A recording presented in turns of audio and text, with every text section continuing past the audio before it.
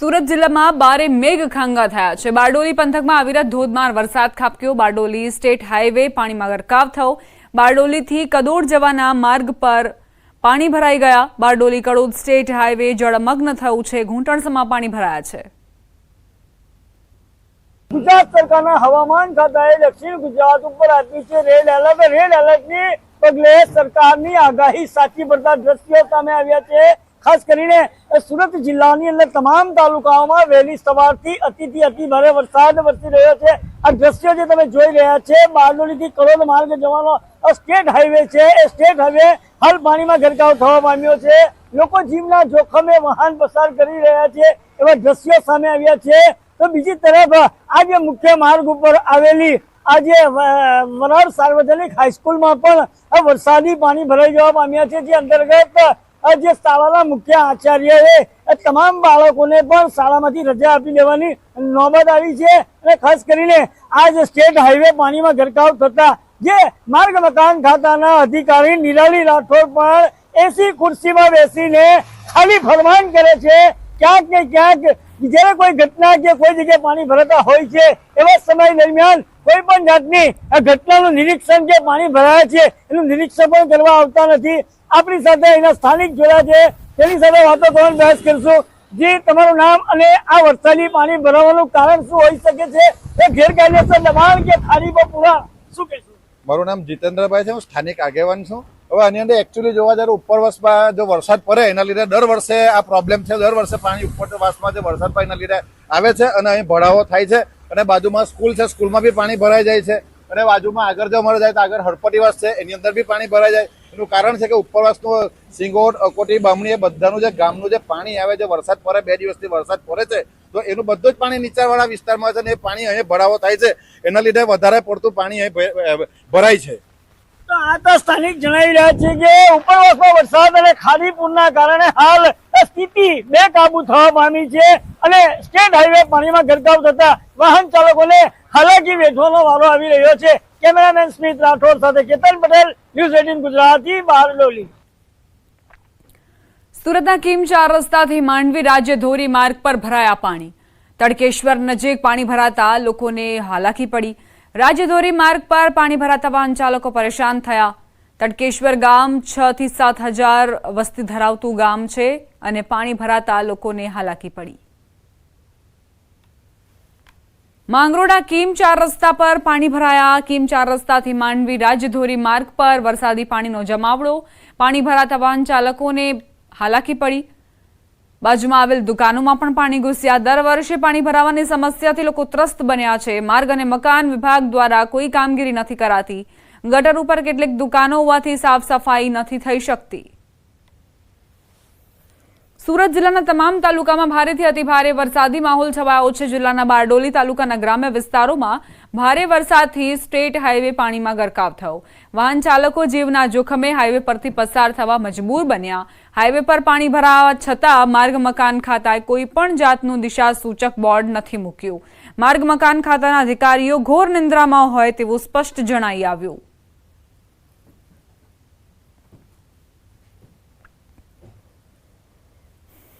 અષાઢમાં અનાધારની સ્થિતિ ખાસ કરીને વાત કરીએ સુરત જિલ્લામાં ધનાધન વહેલી સવારથી જ વરસાદી માહોલ ભારેથી અતિ ભારે વરસાદ જોવા મળી રહ્યો છે।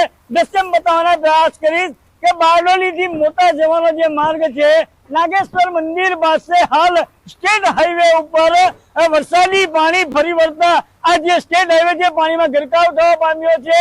સામે પર મોટા વિહાર પલસા ખરવસા તરફ જવાના માર્ગ ઉપર હાલ વરસાદી પાણી ફરી વળતા હાલ સંપૂર્ણ રસ્તો બંધ થઈ જવા પામ્યો છે। હું પાછળ પણ દ્રશ્ય બતાવવાનો પ્રયાસ કરીશ કે હાલ જે આ વરસાદી પાણી જે સ્ટેટ હાઈવે ગરકાવ થયો છે જે અંતર્ગત અહીં વાહનો પણ ખલકલો થઈ જવા પામ્યો છે। ટ્રાફિક જામની સમસ્યાઓ સર્જાય છે।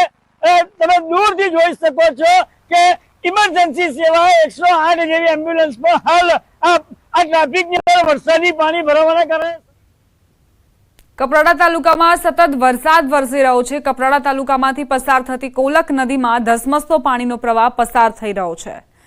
કેટલીક જગ્યાઓએ લો લેવલ કોઝવે અને નાના પુલ પર પાણી ફરી વળ્યા હતા। બુરલા ગામ નજીક કોલક નદીના પાણી કોઝવે પરથી પસાર થતા બંને તરફના લોકો અટવાયા હતા।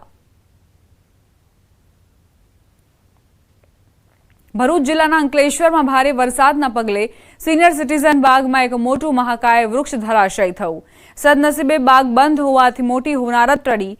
પાલિકાની ટીમ દ્વારા ધરાશાયી થયેલ વૃક્ષને કાપવાની કામગીરી હાથ ધરાઈ. તો બીજી તરફ અંકલેશ્વરના અનેક નીચાણવાળા વિસ્તારમાં 4.5 ઇંચ જેટલો વરસાદ પડવાથી વૃંદાવન સોસાયટી સહિતના વિસ્તારોમાં પાણી ભરાયા. આણંદના કેટલાક વિસ્તારોમાં વરસાદી વાતાવરણ. તારાપુર વટામણ ચોકડી વિસ્તારમાં વરસાદ ખાબક્યો. તારાપુરમાં 2 કલાકમાં 1.5 ઇંચ વરસાદ વરસ્યો. હાઈવે પર વરસાદના કારણે મુશ્કેલી પડી. હાઈવેની પાસેના ખેતરોમાં પાણી ભરાયા. સમાચાર જૂનાગઢથી ધસમસતા પાણી વચ્ચે માતા અને બાળકનું રેસ્ક્યુ કરાયું. માતાને ખાટલા પર બેસાડી પોલીસે રેસ્ક્યુ કર્યું. 7 દિવસના બાળક તેમજ તેની માતાનું રેસ્ક્યુ કરાયું. બાળકને પોલીસે છત્રીમાં રાખ્યું. માણાવદરમાં નીચાણના વિસ્તારોમાં પાણી ભરાઈ ગયા છે. આ દરમિયાન બાળક અને માતાને બચાવીને પોલીસે સરાહનીય કામગીરી કરી. સમાચાર રાજકોટથી ગણોદ ગામની સીમમાં જળબંબાકાર. હજારો વીઘા ખેતીલાયક જમીનમાં પાણી ફરી વળ્યા. વેણુ નદીના પાણી ખેડૂતોની ખેતીલાયક જમીનમાં ફરી વળ્યા. હજારો વીઘા જમીનમાં ફેર વાવણી કરવી પડે તેવી સ્થિતિ સર્જાઈ.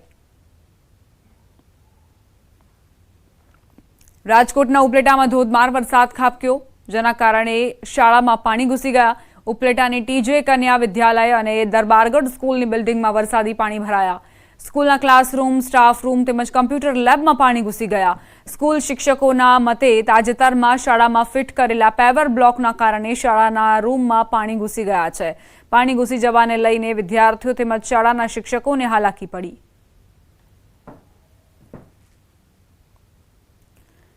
રાજકોટના ગણોદ પાટિયા પાસે પહોંચી ન્યૂઝ 18 ગુજરાતીની ટીમ. ગણોદ ગામના વિદ્યાર્થીઓ ઉપલેટા અભ્યાસ કરવા ગયા હતા અને ઉપલેટાથી બાળકોને ગણોદ ગામ સુધી પહોંચાડવા માટે વાલીઓ ટ્રેક્ટર લઈને પહોંચ્યા. ટ્રેક્ટરના માધ્યમથી બાળકોને પોતાના ઘર સુધી પહોંચતા કરાવવામાં આવશે. ઉપલેટા ગયેલા 50 થી 60 વિદ્યાર્થીઓને ટ્રેક્ટરના માધ્યમથી તેમના ઘરે પહોંચતા કરવામાં આવશે. ભારે વરસાદમાં બપોરના 12 વાગ્યાથી વિદ્યાર્થીઓ સ્કૂલેથી છૂટી ગયા હતા, પરંતુ પાણી ભરાયેલા હોવાથી પોતાના ઘરે પહોંચી શક્યા નહોતા. રાજકોટના ગોંડલ શહેરમાં ધોધમાર વરસાદ પડ્યો. શ્રીનાથગઢ, કમઢિયા, મેતા ખંભાળિયામાં વરસાદ વરસ્યો. મોટી ખિલોરી, દેરડી, કુંભાજી સહિતના ગામો પણ પ્રભાવિત. ચરખડી ગામની નદી અને ચેકડેમો પાણીનું પૂર જોવા મળ્યું. કેશવાડા, મેતા ખંભાળિયા ગામમાં ધોધમાર 3 ઇંચથી વધુ વરસાદ ખાબક્યો.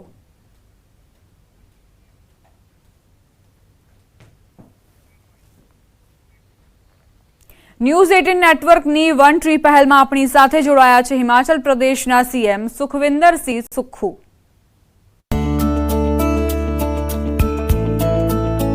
हम एक एक पेड़ लगाकर जो हमारा हरित राज्य बनाने का सपना 31 मार्च 2026 तक है, हमारे पर्यावरण को साफ रखने के लिए, स्वच्छ रखने के लिए, उसके लिए मैं न्यूज 18 की टीम को बहुत बहुत शुभकामनाएं देता हूँ.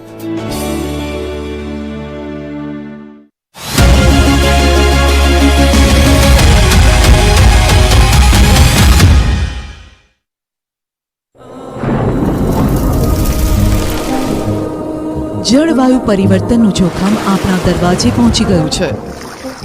હવે જરૂર છે એક મોટા ક્રાંતિકારી બદલાવની, અને આનો પ્રારંભ થશે 140 કરોડ ભારતીયોથી. આ ક્રાંતિ શરૂ થશે એક વૃક્ષથી. એક વૃક્ષ માનવતા માટે, એક વૃક્ષ આ ધરતી માતા માટે, એક વૃક્ષ આપણા ભવિષ્ય માટે. પ્રોજેક્ટ વન ટ્રી, ન્યૂઝ 18 નેટવર્કની એક મોટી પહેલ. ખેતરોમાં પાણી ભરાતા હજારો એકર જમીનનું ધોવાણ. જૂનાગઢ જિલ્લાના શેરગઢમાં ધોધમાર વરસાદ